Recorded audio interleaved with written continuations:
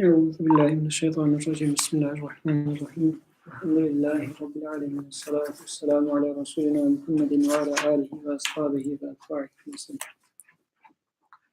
So last week or over the few weeks we were studying how to observe oneness of the Maker through every facets of the existence. And last week we started discussing a fourth flesh in here. So we went through a few paragraphs. I would suggest starting from the very beginning, read it once, and then keep discussing later on for the parts that we didn't discuss last week. Okay. And Aya, would you like to read us from the beginning of first flesh? First flash? Fourth flash until next page to sum up. The back of the page. Until to sum up. Okay. And read it at your own pace of understanding. If you don't understand something, you can repeat whatever. Fourth flash. Look carefully at the multicolored, multifarious beings swimming in the seas of the heavens and scattered over the face of the earth. You will see that on each are inimitable signatures of the eternal Sun, just as the stamps on life and seals on living beings are apparent. And we saw one or two of them. So there are such signatures on the beginning of life. As comparisons bring profound meanings closer to the understanding, we shall demonstrate this truth with a comparison. For example, from the planets to droplets of water to fragments of glass and sparkling snowflake, signature from the sun's image and reflection, a luminous work particular to the sun, is apparent.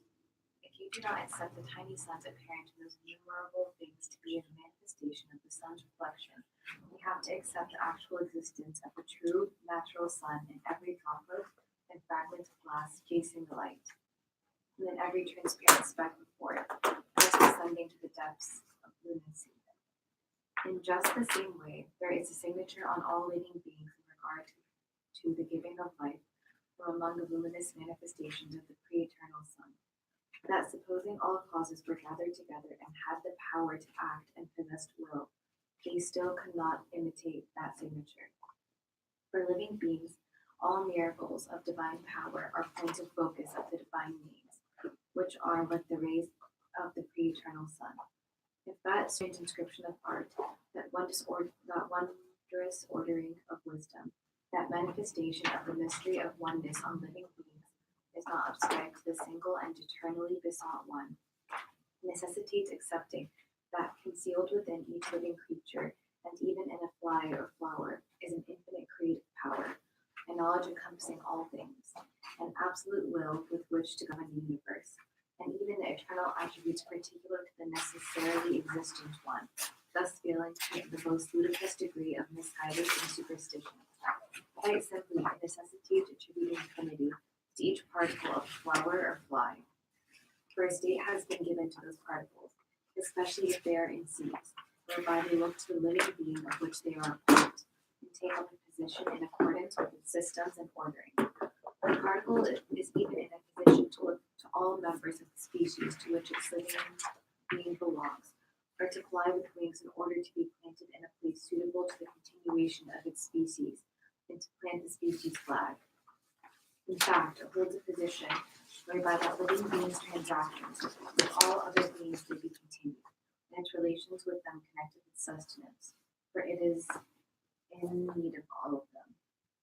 Thus, if that particle is not an official of a possessor of absolute power, and if its relation with him is severed, it has to be ascribed an I, which sees all things, and a consciousness which encompasses all things.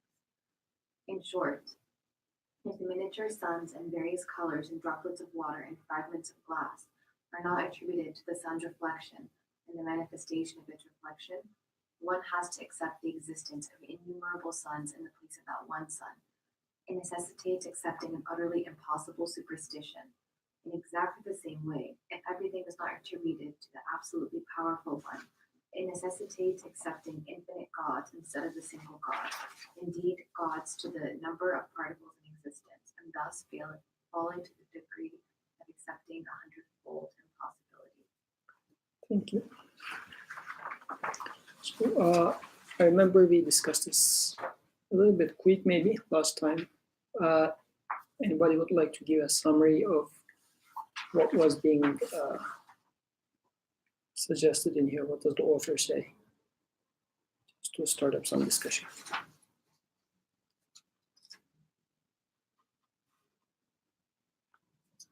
So Amar, did you get the metaphor part of it? No? Okay. Good.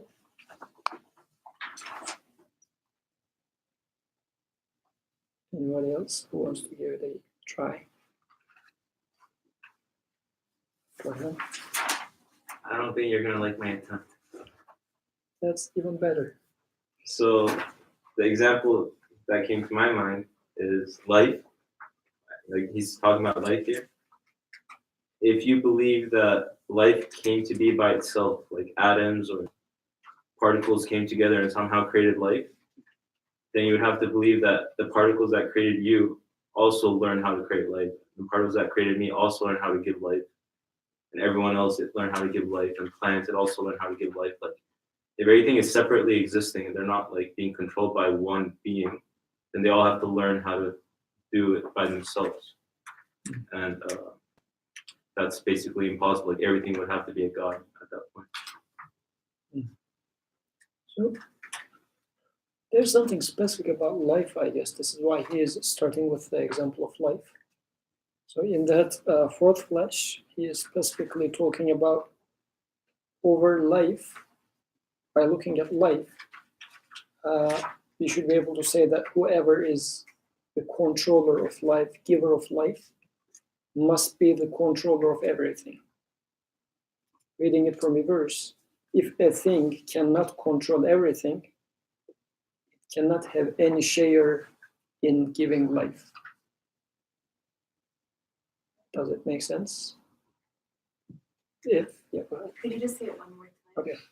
So first side of the statement, life is just observing life. It is such a thing, let's put it this way for now, that whoever is giving life must be controlling everything. Reading it from reverse, if a thing cannot control everything, it cannot give life to a single thing. Meaning that the one that gives life is must be in control of everything. So if I say that, well, this brownie has some share in my life, let's say it's partially sustaining my life, this sort of a statement.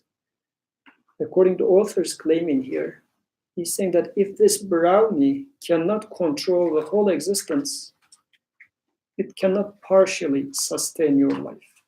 Whatever gives you life or sustains your life needs to have power over all existence.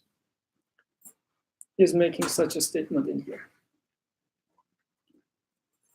It's a big statement, but why is it really the case? So we are trying to understand if this is really the case. Okay. He started with an example about water droplets.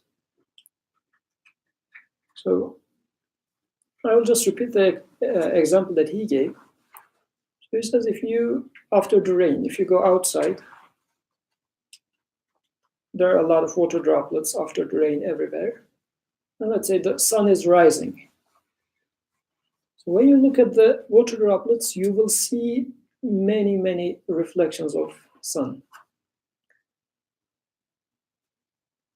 If you say that if I deny that there is no sun, then I will have to accept that each of these water droplets include a sun, small in size, yet it should have all the properties of sun, like all its colors, heat, whatever, in a smaller scale, but in its essence, it needs to be identical to the sun. So I am denying one sun, but I have to accept infinitely many suns. Okay, so this is a metaphor. Now the author is, this was the end of first paragraph. Is that clear, the example? Is this clear so far? So in the next paragraph, he says, in just the same way, there is such a signature on all living beings in regard to the giving of life from among the luminous manifestations of pre-eternal Son. When he says pre-eternal Son, now he is saying that he's going to use this as a metaphor for the Creator. Son was a metaphor for the Creator. So that supposing all causes were gathered together and had the power to act and possessed will, they still could not imitate that signature. Now comes the example. What is that signature? So he's going to show us a signature. For living beings, which are miracles of divine power, are points of focus of the divine names, which are like the rays of the pre-eternal Son. What does he mean by saying that living beings are the focus of all divine names? Does it make sense to you? The focus.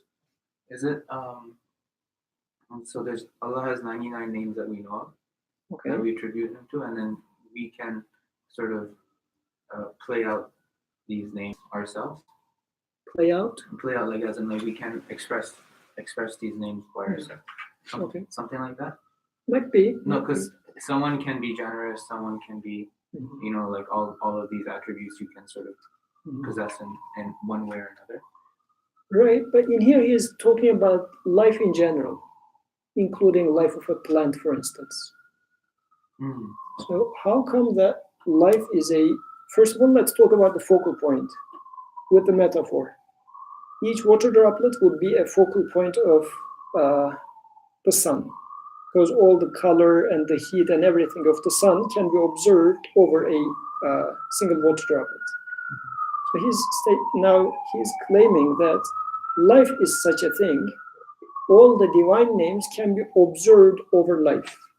Life of an ant, life of a bird, life of a human, life of an elephant. Do you see why? Why do you think that all divine names can be observed over life? What is special about life?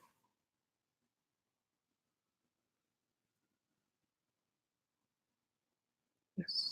I thought it was the opposite. I thought all divine names can't be observed by life because like we are limited in like what we're able to perceive of the divine. Okay. But I guess maybe we see examples from our perspective. That's right. But let's put it this way. For example, there's some artwork over there. So we don't know the artist, but we can say that if they tell me that this art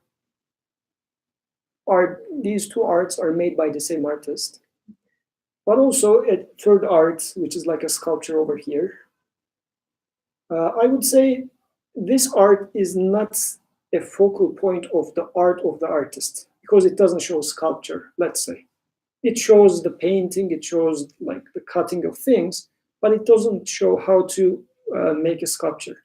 But the artist has this talent, but he or she didn't manifest it in here. So if that person manifested all the art that he or she know of in here, I would say that this piece of art is a focal point of all the names or all the attributes that this person has.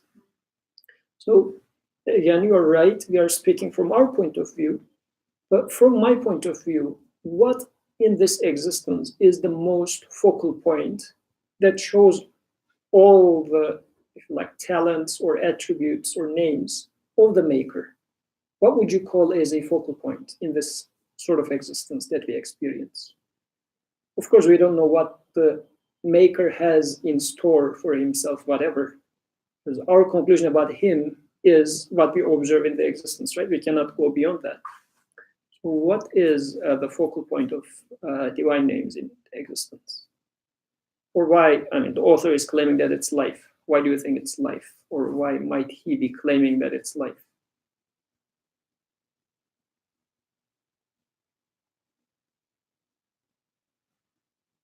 What's special about life? Let's contrast life with a relatively lifeless object. Stone, let's say. What's the difference between a stone and a bee? It's a mountain and a bee. Mm. Mountain stays there. It does not interact too much with its environment. Although it stays there for thousands of years, maybe millions of years, it can only interact with, if an air passes by it, whatever, very limited interaction with the existence, with the rest of existence. And it's, for example, you say that the mountain manifests knowledge to a small extent, maybe not too much. But when it comes to a tiny bee, you observe that this tiny bee is manifesting, for example, it's in need of food, so it's manifesting sustenance. Since it's in requirement of food, it is being sustained, so it demonstrates there must be a sustainer. You observe that their knowledge manifests in a more apparent way over a bee. I mean, still it's apparent in a mountain, but you observe it more apparently over a bee. You see the beauty more over a bee. A lot of things are being manifest in life because living beings are interacting with the environment much more than non-living beings. As if living beings are, as they are also being put in biology books, at the very top of the pyramid of this existence. Everything is serving towards life. Everything is geared towards life. This is how, so I consider it like, let's say you are going to an art museum. So there are a lot of arts here and there, but the most important part of the most important artwork, the most expensive one, is being held in a very central and special room. And everything takes you to there. So all the others are in the periphery, but the most important artwork is at the very center, as if saying that this is the masterpiece in here. This is the most important piece in here. Likewise, life is so much centered in this existence. Everything is geared towards life. Seasons are happening so that, let's say, spring is coming. Beautiful living beings are just going to flourish. World, days and nights, and everything is turning as if to produce life. So it's at the very center because it's manifesting all the beautiful names all at a single point because of the interconnectedness of life. Since it's at the very end, it is the very last fruit of this existence, the whole existence is required for making life. So this is why the author is now likening life to a water droplet. If you look at life, you can observe all the divine names in there. All the things that are being manifest elsewhere in this existence is also now being manifest. You can observe over living beings. So why would we, I can understand what you're saying, but what about something like the Quran, which is actually, I guess, divine in nature? Like, why would life be more of a focal point or show more of the attributes and like something that is more divine being the Quran because it actually came from God? So I guess we need to, for that question, ask several further questions. So what do we understand from Quran? Why is it divine, for instance? And is it a dead thing? Is Quran alive or is Quran dead, for instance? And then we need to, of course, expand our definition of life in there. Because when we say Quran, if we mean this 600-page book, just cover to cover this much, is this Quran or this is Mus'haf? So Mus'haf is different than Quran because Mus'haf is not divine, it's just a book. But Quran is divine speech of God. And since the beginning of our discussion, we were trying to read the existence because this was the first command, right? The Creator was saying to the messenger in the cave, there were no book to read at the time. The first verse that was being revealed was read. What was he supposed to read? The only thing to read at that point was the existence. So this existence is a book that is supposed to be read. So divine speech is, in a sense, I think there are two types of speech of God. One is, this body is speech of God, my existence. But the words of this existence is written with flesh, hair, I don't know, light. These are the words of speech of God, but they're considered speech of power. But there's also his speech with the words, which is what we call as Quran. So this manifestation and that manifestation, the two different things, but speaking the same. So now put them side by side. One is this existence, the other one is speech of God. So this is why, what do we mean by one is more divine, the other one is less divine? So now the description of Quran has changed, right? The existence itself became a Quran for you. And life became an ayah, a verse, a sign in it for you. Your life, a flower's life, becomes another sign, another verse or speech of the Creator.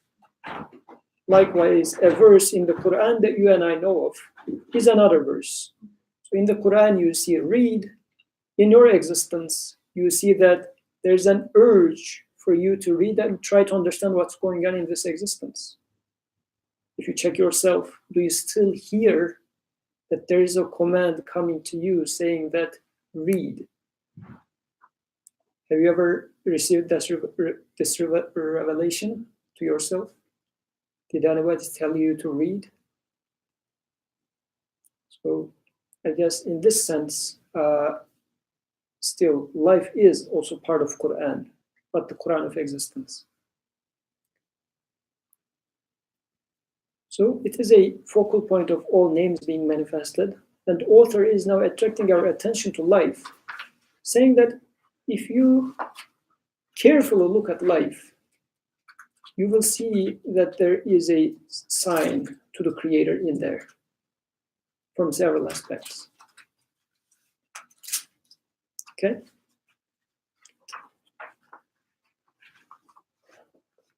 So, any comments so far? Any questions?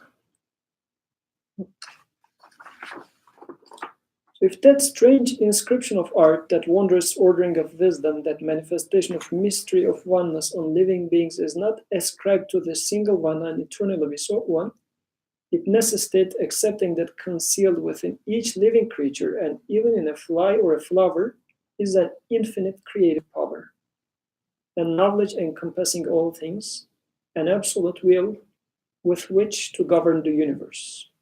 And even the eternal attributes particular to the necessarily existent one, thus falling into the most ludicrous degree of misguidance of superstition.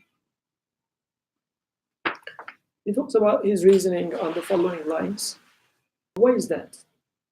Making of a life requires that.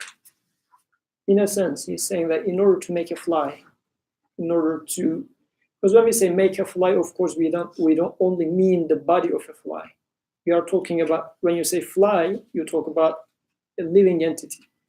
So author's claim is, in order to make this small fly, you need to have eternally knowledgeable and eternally powerful, absolutely powerful. Why is that? I mean, the answer is in the following part, but we can do some cheating and give an answer. Or does it make sense? I mean, for making, let's say, a car, an electric car, do you need to know everything in existence? Do you have To make an electric car? Yeah. No. No. But the author is saying that for making a bee or a fly, you need to know everything in existence. Is it because you need to also, the environment around the fly needs to be compatible for the fly? I guess so. What's the environment around the fly? It's just like the temperature needs to be right, like it needs to sort sort of have a habitat and the ecosystem. So where does the environment around the fly finish? 100 meters? 200 meters? Around the fly is just wherever its habitat is, or it could be the entire Earth as well, since you're Just- talking about oxygen. Is it just Earth? The whole universe. So yeah, where does it end? To what? A single fly. In order to make a fly as it is, how much is this fly related to the rest of existence? Is it just within the Earth, or is it within the solar system? Because It's within, I think, the whole universe. Because even for the Earth to exist, there needs to be a solar system, and for the solar system to exist, there needs to be planets and the galaxy, and you can keep on going. yeah, so much interconnected. Yeah. And because the fly has an eye, and eye is functioning with respect to the sun, The light, just, yeah. very far away. So a lot of things are needed to be under control. So whoever is making this fly, in the meantime, must be maintaining the sun and the galaxies and everything. Because life is, again, so much of a focal point. Because with life, you see that light is being used, air is being used, everything is being used. So whoever is maintaining life needs to be maintaining all of them. It cannot be fulfilled with a partial knowledge or partial power. It cannot be that, okay, this one is taking care of flies, but that other ones are taking care of elephants. Yeah. Because you see that there's a stamp, there's a signature, which shows that they're all interconnected. It's not that they are isolated. There's nothing in the vacuum in this existence. Everything is But it's interconnected. like when humans create something, we don't create the environment as well, right? We just create it and it works. Mhm. So, is that a good analogy or no? So the question is, do we create anything then? No, we do create things, but like it's not like we need to have control over everything else in order for our creation to exist. So what do we create, for example? You can electric car. So to what extent, what do we mean by creating an electric car? Let's push it forward a little bit. So you make it, you take the materials, you design it, you build it, and then you get it to run, you make the motor. Yeah. But it's not like I control the external environment for this car to function, Mhm. right? So there are things going on in there. First of all, let's backtrack. And even for the things that I say I do, for example, I mean, the simple example that we keep giving in these discussions are moving my hand, something as simple as that. So how much of this action I am doing? Forget about making a car, not even to that extent. Doing this action. What are you doing when you do that? You're moving your muscles. Which muscles did you move? Your arm, How many muscles are there? a lot. And are you moving with, do you know which one of them are moving right now? Are you giving commands to them? No. And do you know what sort of a chemical reaction chain is happening in here? No, I don't personally. But it's happening, right? Yeah. So if you're not controlling it, what is controlling it? Your body? Supposedly you are the most smart person within this 1 meter cube, but you're not controlling it. If you're not controlling it, then what is controlling it? Is it your brain controlling it? If you say so, then what is your brain? It's just another bunch of particles put together. Which particle is controlling it? You just keep questioning. You see that when even you say that I move my hand, something as simple as that, which requires a lot of knowledge, right? All the muscles, all the reactions, whatever. You don't have even control over that when it comes to for it to come into existence. I mean, still we can question, how about willing to move hand? This is another discussion topic that I'm not touching right now. But for after the willing part of it, I don't do anything. I just will to move my hand and my hand moves. I don't know how it moves. Isn't there like a process that does happen? Like I just don't know about it because I don't have that much scientific knowledge. But in terms of like your nervous system communicating with your muscles, like hypothetically speaking, I should be able to tell you guys how I'm moving my hand. I just can't personally, but someone would be able to. Right. But in your body still it happens, and you are not in control of it. So if I'm not controlling it, what is controlling it? This is the question. Even if I was able to tell you a full account of which muscles are moving, so even before learning to tell it to you, still I am controlling it. It is very much like you see that there is this room, and inside there's a small child, and to the outside of this room, you don't see what's happening inside the room. You only know that there's a child inside. And very perfect, let's say, plans of skyscrapers are being drawn inside and being thrown under the door to the outside. You open the door, you see a small child. Then you say, yeah, making such skyscrapers requires a very good knowledge of civil engineering. Small child, clearly the child is just crawling. It doesn't know. You are sure that the child doesn't know how to draw skyscrapers.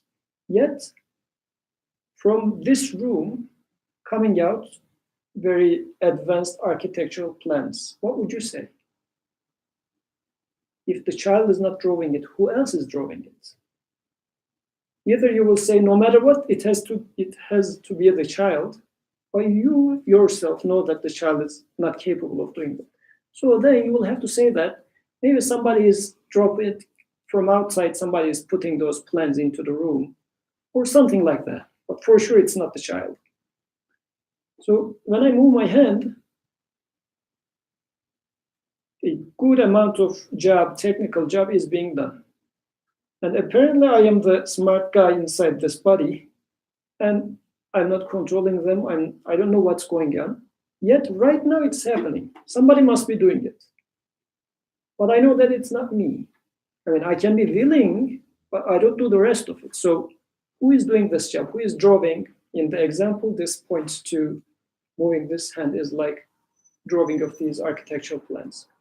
Who is drawing these architectural plans?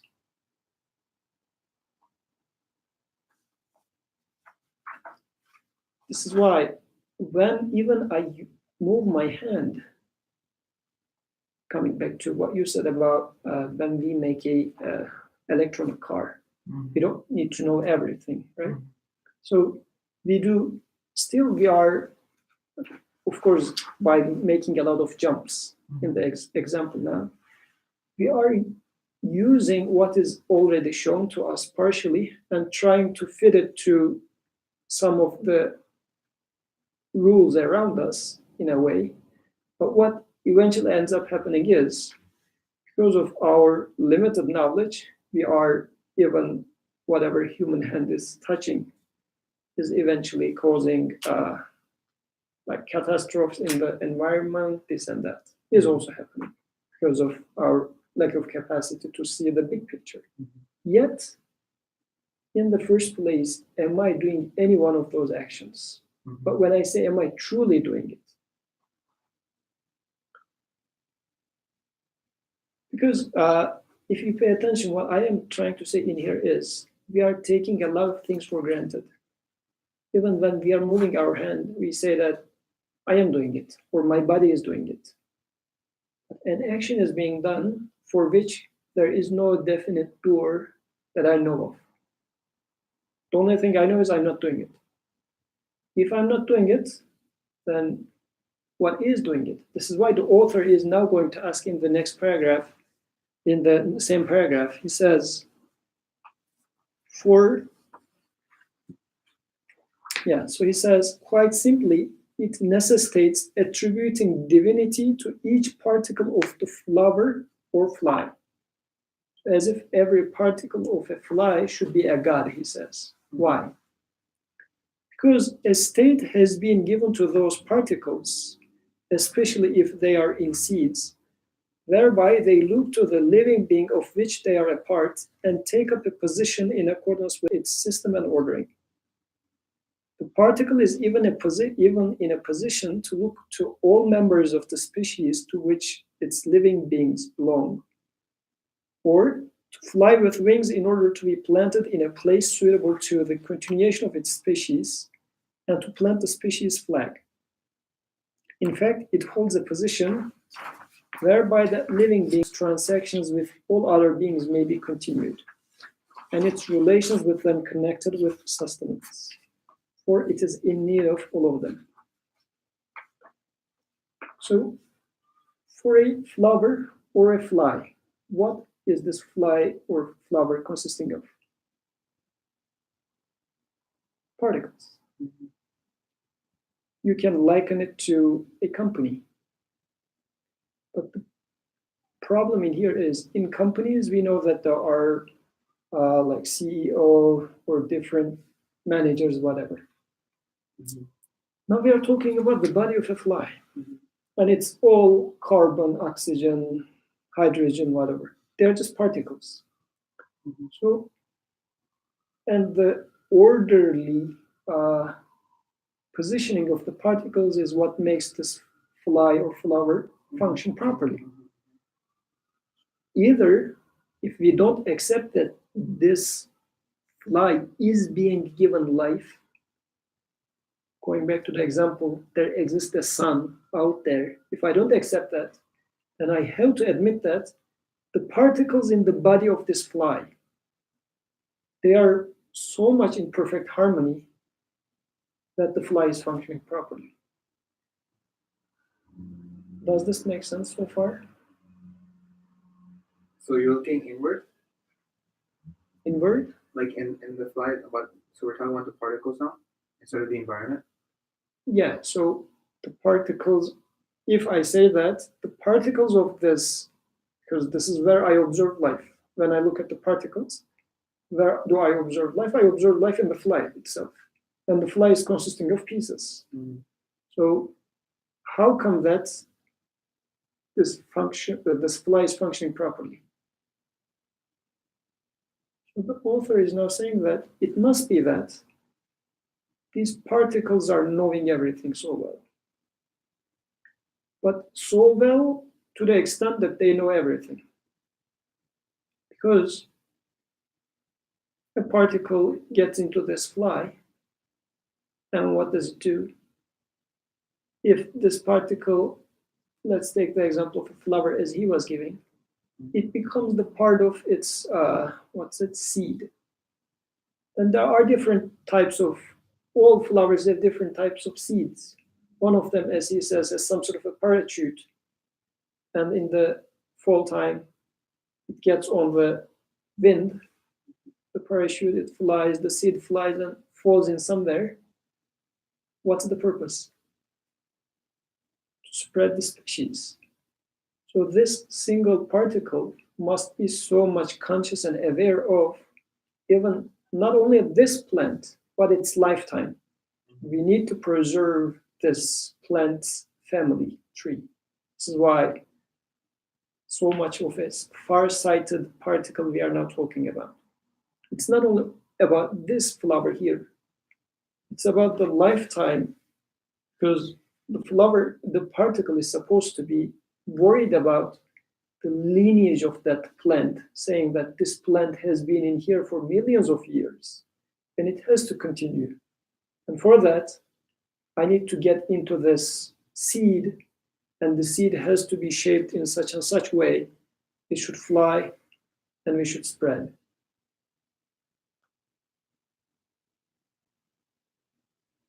Does it make sense that we expect? Do you see that we would expect this to happen in every single living being?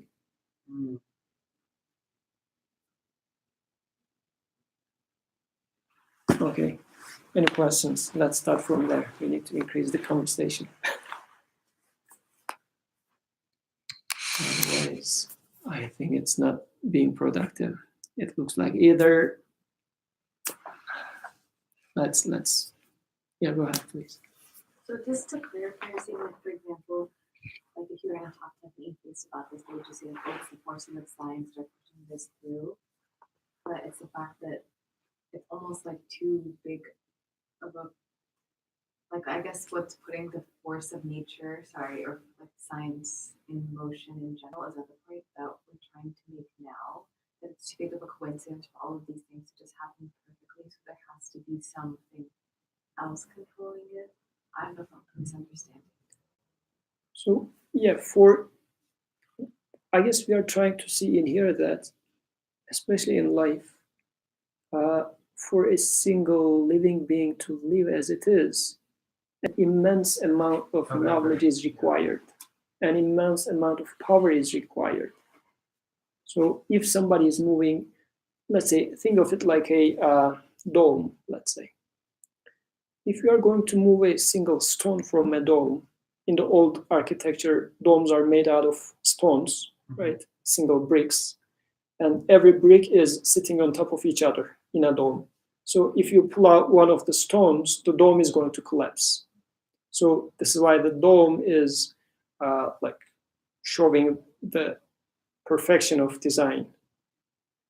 So a living being is consisting of stones like this. And if you pull one of them out, it's going to collapse altogether. So that means for placing this one stone over there to its proper place, you need to be able to put all the other stones in their proper place within harmony. And since we are assuming that there is no architect that puts them in place, then what is required is every stone in the dome needs to be knowing what all the rest of the stones are going to be located. This is the knowledge part of it, because it cannot only know, okay, I will sit in here. Because dome is a complex structure, and it is either all or none. In order for the dome to stand, every stone needs to be in its proper place. So if there is no all-knowing one of the dome, in the example, then every stone needs to know all other stones. You're going to stay there, he's going to stay there, she's going to stay there. Every stone knows all other stones. This is the knowledge. Plus, I will give you command, don't move from there. You stay there, everybody stays there. At the same time, you will tell me that you stay there, and he should be giving the same command, saying that you stay there. So I am giving command to everybody else and receiving command from everybody else. Now every stone in this example, now every particle needs to know everything in the existence, because life is, when the existence is like this dome, everything is so much interconnected. If you take one of the stones away, it's going to collapse. So every stone, every particle needs to have control over everything else, knowledge and power, and also needs to be under the control of everything else. This is being seen. I mean, this is the manifestation. This is the, if you like, reflections of sun we see after this rain. So if I say there is no sun, meaning that there is no all-knowing one, all-knowledgeable one, then I have to admit that all the stones in the stone has a full knowledge, has a full control, has a full power. Either I would say that there must exist a single creator, all-knowing one. This is what I mean by creator. There has to be a single all-knowing one, single all-powerful one, which has control over all of them, or every single one of them has to be all-knowing and all-powerful. Mm-hmm.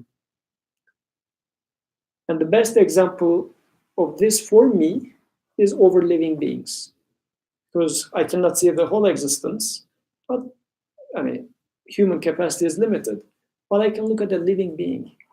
And I said that this is a miniature of the whole existence.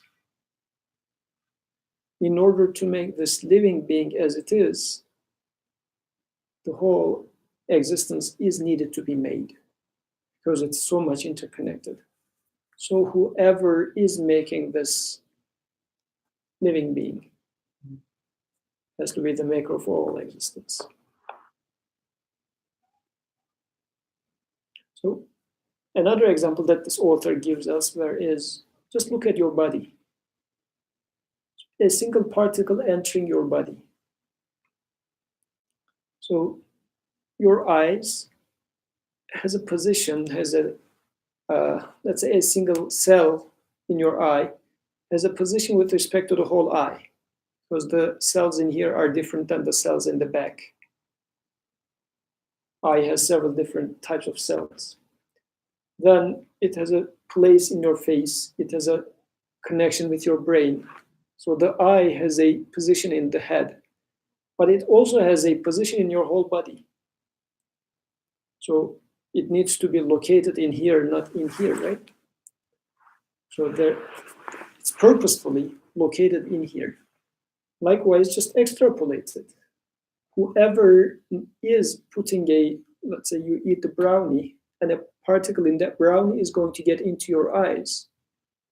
So it needs to be known all the relations that are taking place throughout the body. If this point was not clear enough. Anybody wants to give a better explanation? No.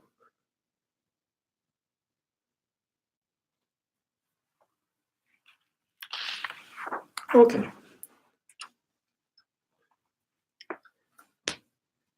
Then I would suggest continuing to read, because in the next part he is going to provide, I guess, a more detailed explanation example. Maybe it might help better. Okay, so to sum up, so he is now giving a summary. So let's read that summary, and maybe then we will understand better. So Ammar, would you like to read to sum up until second window? Okay. For every particle, 3 windows open up onto the light of unity and necessary existence of the pre-eternal Sun. First window. A soldier has a relation with each of the spheres of the military, that is, with his squad, his company, his battalion, his regime, his division, and the army, and duties in accordance with those relations, and actions in accordance with the duties and army regulations. Particles have similar relations. For example, a lifeless particle in the pupil of an eye has relations with your eye, your head, your body, your power of reproduction, and attraction and repulsion, with your veins and arteries, and motor and sensory nerves, and with the rest of the human race, and it has duties in relation to each. This shows self-evidently to the eyes that are not blind that it is the work of art and charged officials of the pre-eternal, all-powerful one, and is under his regulation. So should I read the second window? Okay, so is that part clear? The first one? This is what we talked about, right? Yeah, this is what I was trying to say. Did you understand the soldier, the relation of a soldier? With the army Yeah. and the battalion. So that's like the particle. Yeah, because if now you're considering an army, let's say an army of 200,000 soldiers, and you are saying that there's no commander. So then what is needed for, if that army is functioning properly, what is required? If the The attack, whole system. Hmm? The whole system. a whole system, but there's no central agency that knows what to do. But if you observe that this army is still properly attacking the other enemy, what is required? Because army is consisting of smaller groups, then merging them into larger group, eventual larger group. There is a left wing, right wing, middle wing, all different parts of the army, right? So a soldier in the very front of the first group, let's say, needs to know what is the proper way to act within its group, right? But that group also has a role with respect to the larger group. So in a sense, let's put it this way, maybe army example is too far-fetched for us. Let's think about a company with 30,000 workers. And this is a research and development company. And you are one of the researchers in a group of 10 researchers. And there is no boss, no CEO, no planning of that company. Yet you're producing something like perfect iPhones, or it's not an iPhone, but electric cars, computers, all different things are being produced by your company. If there is no central agent knowing what to do, how would you explain what's going on in here? Because all the products of your company are such that they work with each other perfectly. So one part is producing a phone, the other part is producing a car, and the phone perfectly connects to the car, and another part of the research and development team is developing the tire of a car. It also fits perfectly to the car. So what is required for each engineer in this company? Let's say the designer of this phone, there is one which produces the processing unit of this. And 10 engineers are producing the processing unit. So first of all, they need to know what each one of those 10 people do, because they are collaboratively producing a central processing unit, CPU. But not only that, CPU is going to fit over a motherboard. So they also need to know how their CPU is going to fit on a motherboard. So they need to know what the workers of motherboard are doing. But not only that, they also know how it is going to be interacting with, what sort of data is going to come from the camera, the microphone. So they need to pretty much know everybody who is working in the making of this phone, since there is no one who is foreseeing what's going to happen and making them work. Because going back to the very initial example, we are denying that there cannot be any single sun. The suns are all in here. There's no manager of the engineers. There's no manager, yeah. Maybe chaos. Total chaos. But if it is functioning properly, then I would have to assume each engineer knows everything to minute details what's happening in this company. But again, with one assumption. This company, the products of this company has to be perfectly working with each other. Because this is how life, this existence is. So, or your body is. Look at your body. How many millions of particles are in your body, yet you are functioning as a single entity in perfect harmony. I mean, don't go too far. Just this is an organism, this is a company in which there are billions of workers working in this body. And the workers are constantly changing. You are now recruiting new workers to your body by eating this brownie. We're just recruiting new workers. And they just come into your body and they start working in your body. So if there is no single controller of all these particles, it must be that this brownie over there will enter to this body and will perfectly know. What's it? Is it? Oh, I'm jumping to that. So let's read the second window then. Good. Go ahead, please, with the second window. All molecules of air may visit all flowers and fruits. They may also enter them and work within them. If they are not the subjugated officials of an absolute powerful one who sees and knows all things, those wandering molecules would have to know all the systems and structures of the fruits and flowers and their art, and the tailoring of all different forms which clothe them with its perfect and all-embracing art. Thus, those particles all display as clearly as the sun the rays of a light of divine unity. You may compare light with air and earth with water. In any event, the original sources of things are these four substances. According to modern science, they are hydrogen, oxygen, carbon, and nitrogen, the components of the former elements. So Is that clear? I'm going ahead. So does this make sense? What he is saying in here, does it make sense? What do you think, Aya? Not much? Very deep. Very deep? Or maybe it's very superficial. What do you think? Is it deep, or is it very far-fetched, or this guy is just telling a story? What do you think? What's your impression? I think I'm still trying to understand how they all fit in. Okay. So why, let's go with this again, company example. Do you see any parallelism between your body and a company? Why should you consider them? Or when I give that example, it was as if I am claiming that your body is like a company and every particle in your body is like an engineer. Does it make sense to use such a metaphor, first of all?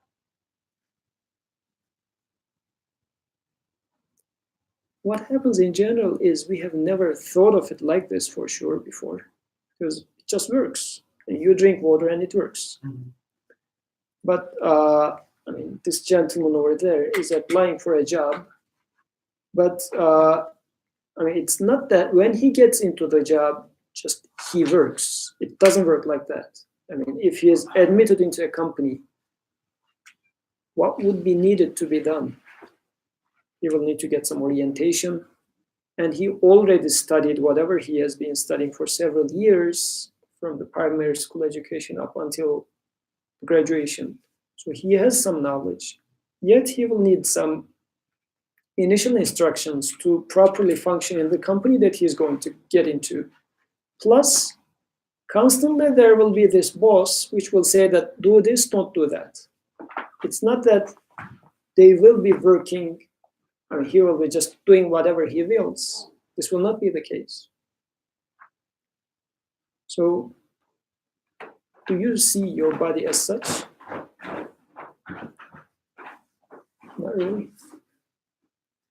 No, I see it.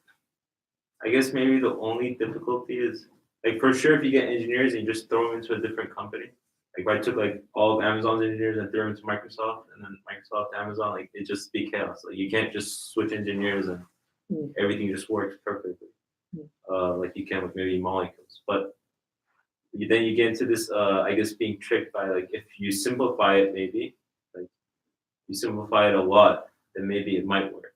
Like, but then again, an engineer is much smarter than a molecule. And if an engineer can't do it, how can a molecule do it? So that doesn't make sense either. So simplifying shouldn't help.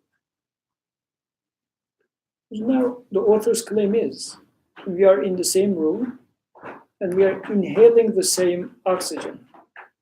So let's say if I act quickly and get this oxygen, not you, and then this oxygen is going to become a part of me. So I am just recruiting this engineer oxygen instead of you. If you acted quickly, it would become your part of your body. But it functions equally well in your body or in my body. Although you look like a different man than I am, so you are like Amazon, I'm like, I don't know, Uber, Microsoft. So then, like different companies, different working structures, whatever, because your hair is whiter, my hair is like more black. So, but the oxygen molecule is not going to mess up things. Once they come into this body, I don't, tomorrow morning I wake up and I look like you. It doesn't happen. So whichever molecule comes into this body just works as this body used to be working like. As if it knew how this body was functioning before. And this is being observed. We observe this behavior. We are now trying to understand how does this happen. So I guess the different thing that should be happening right now is if you have never questioned this before, we are questioning something for the first time. This is why it might sound awkward. Let's try to understand what's at stake here. So that's why he said, all molecules of air may visit all flowers and fruits. So hypothetically, this air molecule might go to any flower as well, or any animal as well. And it will function perfectly in there as well. So if there is no, and what does that mean, first of all? That means this air molecule must be knowing how this body is functioning. So are we aware that when we say, well, it happens, what our words boil down to? Actually, it means every air molecule is super duper genius.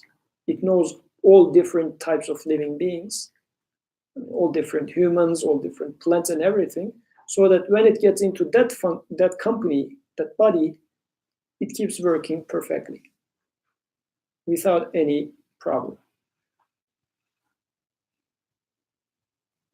Does it make sense? And this is something that the author is saying, that you can see this sign of oneness of maker. Either I have to accept this, or I have to accept that whoever is moving this particle of air and making it function in my body must be the owner of carbon molecule that comes into my body, must be the owner of everything else in my body. So the maker has to be same, one and only. Air molecule cannot be the maker. So this behavior of air molecule shows me that over the life, because this is where I observe it, there must exist a one and only, all-knowing, all-powerful one. And these are all his manifestations. These are not the suns themselves. These are just reflections of sun.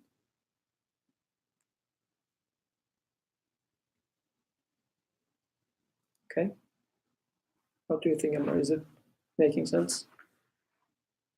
Let's read the third window. Yeah.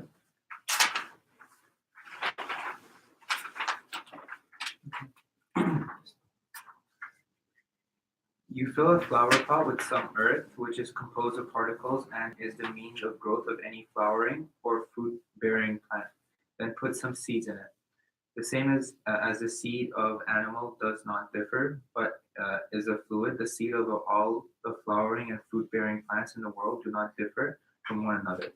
Being composed of carbon, nitrogen, hydrogen, and oxygen, they only differ by virtue of the program of their progenitors, deposited in them through the immaterial writing of the pen of divine determination.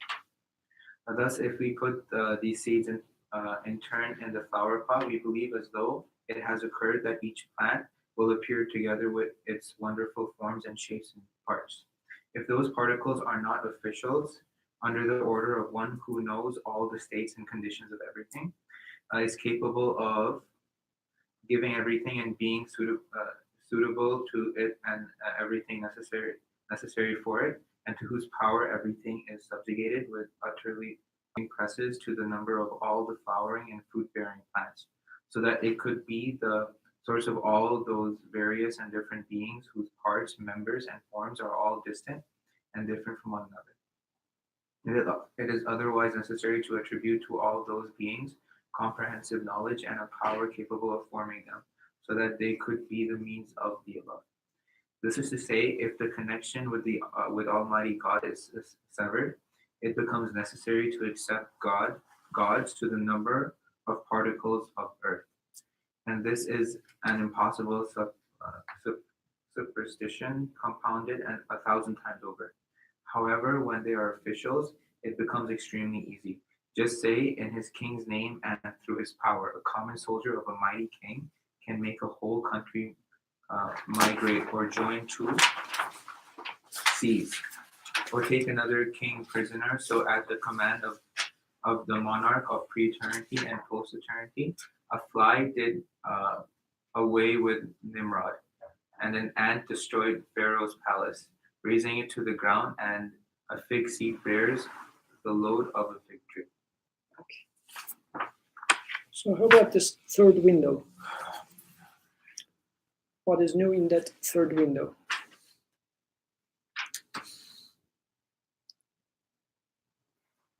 So is it that if you accepted gods instead of one God, the fact that everything is so like detailed and works well together means there needs to be a God for every particle in existence, right? Mm-hmm. So this was the case for the second window, in which every particle visiting your body, Mhm. every moving particle, Mhm. Since it goes everywhere and works perfectly everywhere, then you will have to accept, because of particles moving, Mhm. you will accept that every particle knows everything, as if they are, each one of them are gods. Mhm. Because the knowledge that is running the whole existence is manifesting in a single particle as well. Mhm. This was one part of it. Now, this was for mobile particles. In this third window, he's talking about a different hypothetical case. He's saying that just take a single pot of earth. And you know for a fact that whichever seed you bring from wherever on earth, and you plant that seed into this pot, do you have any doubt that the seed is not going to come out? I mean, if it doesn't rot, whatever. So you would say that this is a seed and it should come out from this earth because it requires soil, it requires water, whatever. You put all of them, it should come out. But we are talking about all different types of seeds. How does this happen? What is required to do that? So let's put it into a different setup. Again, this room. So to this small room, from under the window or from under the door, you just throw a piece of paper written in Chinese. Then from outside the window, you see that it's being translated into English. You throw another that's written in French, an English translation comes out. You send a text written in Arabic, an English translation comes out of the door again. So whichever language that you write, from an ancient Indian language you write, you take an English translation. What does this tell you? In this room, there must be some sort of a genius that knows all the world languages, that whichever text we throw from under the door, it writes it, it translates it into English. So this much of a comprehensive knowledge is being apparent inside this room. Now the author is saying that the same is applying for a pot of earth. You put a seed, let's say I don't know, sunflower seed, a sunflower plant comes out. You put a plum plant comes out. You put an avocado plant comes out. You put a mango plant comes out. So what is inside this pot? That it knows every sort of possible plants on earth that's coming out of it. What might be in there? What sort of an explanation do we have for that? Because if you look at them, they are all from one point of view, whatever you throw from under the door is all ink and paper. Mm-hmm. The text that you have written in Chinese is no different than the text you have written in French in terms of its material. They are all ink and paper. So in terms of material, there's no difference. There's a difference in terms of knowledge, but then there must be somebody inside who can evaluate knowledge. Mm-hmm. So inside this single pot of earth, what do I observe? I observe that this, as if I imagine there is this is another alternative explanation you might come up with. There is a conscious being which reads this, that single pot, which can read all world languages, meaning that all different types of plants, however many million types of plants out there, and deciphers it, understands it, and then prints out its translation into material existence. If it's a cactus, it becomes a cactus. What if?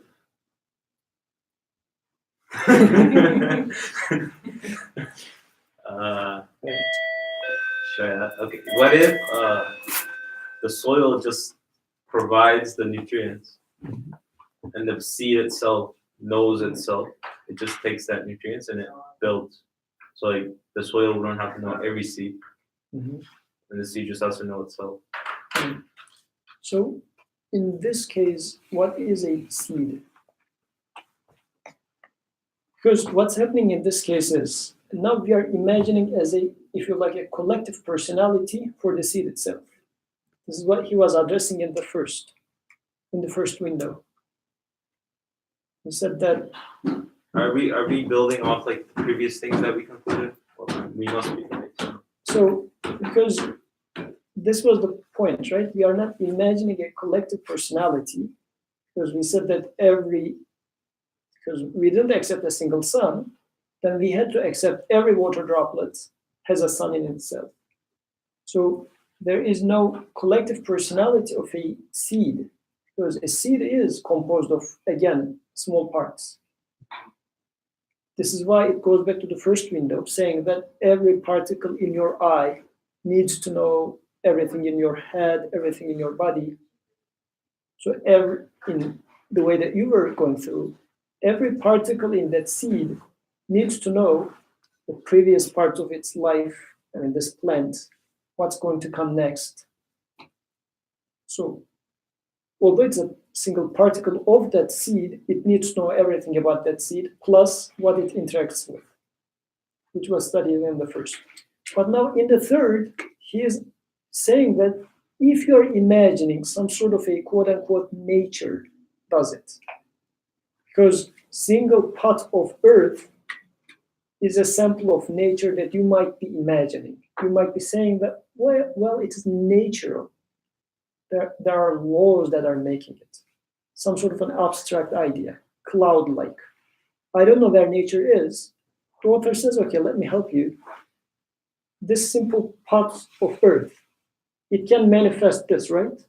Whatever seed you put it in there, it's going to produce it. Yeah, then that means the nature that you imagine, the laws, whatever, must be inside this pot. Where is it? Show it to me then, he says. And the third window that he is talking about in here is more like a abstract concept if you're imagining about nature as a collection of laws that are acting out there. Now ask yourself, for instance, we asked this before, right? How does this fall? You say, because of gravity. Where is gravity? When you say it happens because of gravity, just ask yourself, what do I imagine when I say it falls because of gravity? It's just a rule, like a hypothetical thing. Does it exist anywhere? Like, is gravity a thing which pulls this? Or is it just a hypothetical idea in my mind? Gravity is not a thing that pulls. He's saying if you're having this idea of some sort of a machinery, invisible machinery is doing that, okay, let's go with it. So it must be present in the single pot of earth because it can produce everything, every sort of plant on earth. So now he's asking, look at this cup of earth. You know what sort of a machinery you are imagining in here? A factory, if you like, that is capable of producing all different types of plants. This is required for your imagination. Of course, it's absurd, but this is what it boils down to. That's why he says every particle opens up 3 windows to oneness of the Creator. again, let's remember the very initial example. He says, if you don't accept the sun in the sky, you will have to accept or assume that there exists a sun in every single water droplet. It's certainly absurd. I mean, after the rain, if you see a madman shouting in the street saying that, oh, everywhere there are small, small suns, say, poor guy, he just lost his mind, right? So the author is saying that exactly the same way, if you say that it's happening by itself, then you will have to assume either one of them. Either you will have to say that all the particles are in my body knows everything, or every air molecule coming into my body needs to know everything in my existence plus everything out there. Also, every earth, a part of earth, since it can produce every single different types of plants, must be having a factory, immaterial factory that you imagine in it that can produce any sort of plant. All of them sound very absurd, but this is what our assumptions boil down to. Can you repeat those last two one more time? Okay. So what is being discussed in here is, I mean, they sound very stupid for sure, but this is what is behind all our assumptions when we say it happens by itself. It's either we are saying that a particle in my eye is aware of how my lung is functioning, how my heart is functioning, how my hand is functioning, because it is functioning in accordance with all these. This is one. Second one was an air molecule that's entering my body and not her body should be knowing my body as well as her body, because the same air molecule could have gone there and still it would work perfectly. So every particle in this existence needs to be knowing everything in this existence, since they can function perfectly everywhere.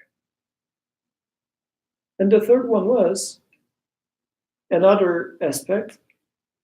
If you are imagining that laws are making this, like there's some sort of a natural law that is functioning in here, then just take a single part of earth, which would be your sample of the entire ecosystem or earth, and whichever seed you put in it, it's going to come out of it. That means this environment should have the knowledge and ability to produce all different types of plants. And I guess this was an example, a simple example to give, but you can extrapolate this to like today's lab environment where they prepare a like living, what's it called, culture. A culture is being prepared, and you put a lung cell or you put a, I don't know, kidney cell, whatever sort of cell you put in there, it just keeps flourishing in there. The same idea applies. As if so many different types of things, I imagine, are being produced in here. It's what it boils down to. If I say that, because today we were talking with somebody else, sometimes we tend to say that, well, those people say it, nature, we Muslims say it is God. Sometimes we hear this sort of explanations, as if the two are identical. This is what author is challenging in this third, actually. He's saying that when you say nature does it, if you take a sample of nature, still it's nature. Because when we say nature, we are imagining as if there is a set of rules which are governing the existence. Okay, he says, let's take a sample of this nature, which is a cup of earth. Then still you're imagining that this cup of earth has infinite knowledge of everything. It doesn't make any sense. I mean, why I would go in that direction? Why would I assume such a thing? Because I know that it's just this much of an earth. And I'm bringing a seed from China, putting it into here, in Philadelphia, and still it flourishes. It doesn't make sense. This is why author is now bringing our attention to saying that, no, these are just reflections of sun. They are not sun themselves. There's no sun in there. But you do observe by looking at it. So by looking at a water droplet, you can say that there must exist a sun elsewhere. This would be your conclusion. And you can also say that all the reflections of sun that I see here and everywhere is coming from the same source. So, two things that we concluded. Looking at this water droplets, I said that there must exist a sun. There must exist a sun because the sun is necessary for the water droplet, or there must exist a sun because you're seeing a reflection of the sun in the water. Yeah, metaphor, in the metaphor, because I am seeing a reflection of sun over here, but I don't see the qualities of sun. I cannot, it doesn't make sense to me to say that the sun really exists in there, because of the reasons that we have been talking, right? Okay. So a particle, I observe that a particle is moving as if it knows everything. Mm-hmm. But it doesn't make sense to say that a particle knows everything, because then that means every particle needs to know everything. But not only that, every particle needs to give command to each other at the same time. This is what makes it illogical, contradictory. Is this part clear? You can say it again. Okay. So, I mean, in the metaphor is a limited thing. In the metaphor, we were saying that either I need to say that there is one sun, not in here, but elsewhere, and all these I observe over the droplets are reflection of sun, or I will have to accept that there are all different suns on those droplets. They're real suns all over the place, but they have the exact same qualities of a single sun. So they should be all 7 colors, heat, and everything. This was a metaphor. Now the author was taking it to our case, the real life. He says that this particle moving over here, it functions in your body perfectly, as if it knows everything related to you. And not only to you, to your parents as well, because you look like your parents. And it knows everything about humanity because it's acting fit for a human. I mean, tomorrow morning I don't wake up and I look like a donkey. So it's not only knowing me, it's knowing about a lot of things more than me. So that, as if every particle has infinite knowledge. So this is the case for every particle in my body. Then the author is saying either you will have to say that every particle is all-knowing, all-wise, all-powerful, or you will say that they are just the reflections of an all-knowing, all-powerful one. Meaning that every particle is being moved right now in your body by an all-powerful one. So it's not that they act, because saying that it acts by them, they act by themselves, requires that every particle is infinitely knowledgeable. Since I cannot accept that, it doesn't make sense, then I have to say that whatever is moving right now as a particle in my body, they are being moved by an all-knowing one. They must be being moved by an all-knowing one. Okay. But you see, this is something very gross. Very what, sorry? Very big. What we are saying in here is a huge thing. What we are saying is every single particle at every single moment is being under the control of an all-knowing one. It's not that the existence is once created with the Big Bang, whatever, and now it acts by itself. It's not what we are saying.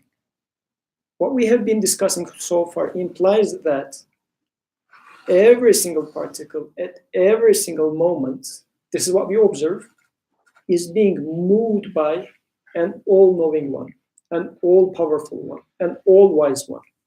Everywhere is his reflections, his manifestations.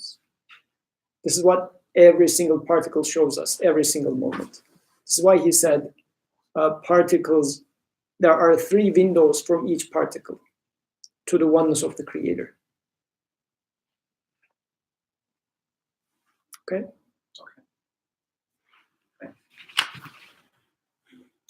Okay.